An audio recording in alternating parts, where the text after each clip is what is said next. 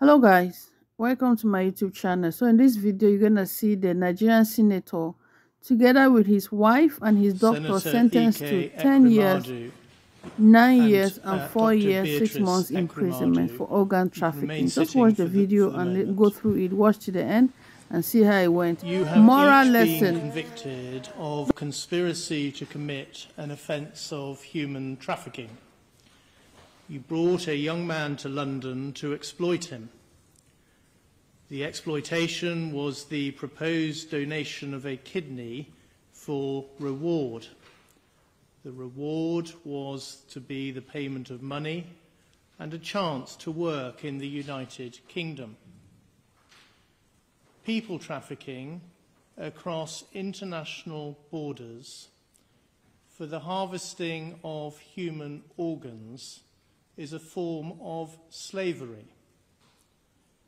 It treats human beings and their body parts as commodities to be bought and sold. Ongoing health problems. You have no previous convictions and were a person of good character.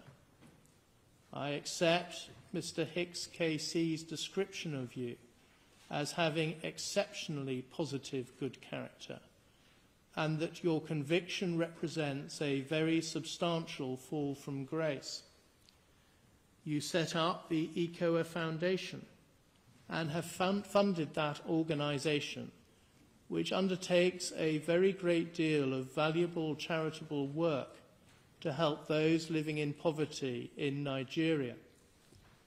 At trial, there was a great deal of character witness testimony, including from Archbishop Emmanuel Chukwuma, the Archbishop for the Diocese of Enugu.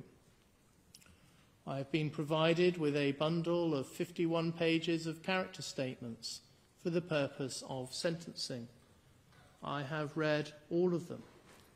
They include statements from a former president of Nigeria, the current president of the Senate, the Bishop of Enugu, the Attorney General and the Chief Law Officer of Nigeria, and the Speaker of the House of Representatives.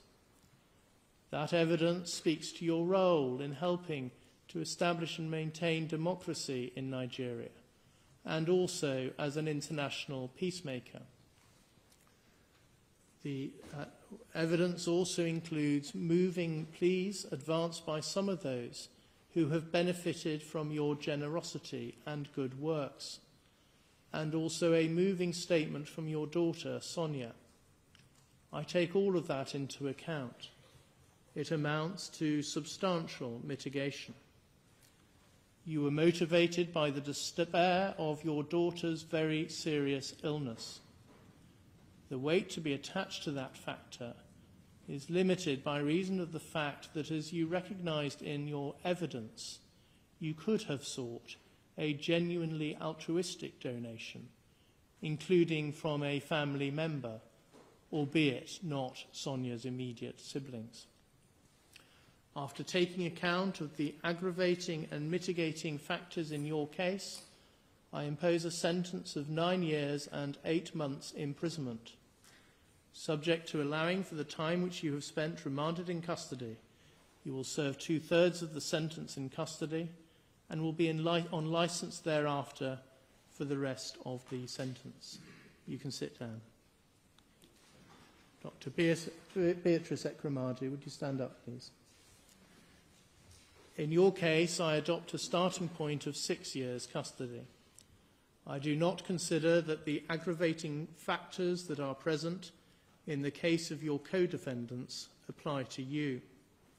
You were not directly involved in the identification of the donor, and the evidence does not show that you were directly involved in the attempts to identify a further donor after the transplant did not go ahead. I take account of all the mitigating features that Mr. Mahindra KC has identified, and the content of the thorough and helpful pre-sentence report prepared by Jessica Stephen of the Probation Service. You are a person of good character. You helped set up the ECOA Foundation with your husband, and you have been closely involved with its important charitable work. Much of the character evidence I have read applies also to you. You were also motivated by the desperate plight of your daughter and by maternal love. Further, in your case, I accept that although Sonia is an adult, you have substantial caring responsibilities towards her. Your incarceration will have a significant impact on her, in that she will no longer be able to rely on your presence as a source of care and support. Having regard to those factors, I impose a sentence of 4 years and 6 months imprisonment. You have spent 234 days on an electronically monitored curfew between 9 p.m. and 7 a.m. I specify that the credit period for the purposes of Section 240A of the Criminal Justice Act 2003 is 117 days. So that period shall count towards your sentence. Subject to that, and subject to allowing for the time you have spent remanded in custody, you will serve 1/2 of your sentence in custody. You will then be on licence thereafter for the rest of the sentence. You can now each be taken downstairs.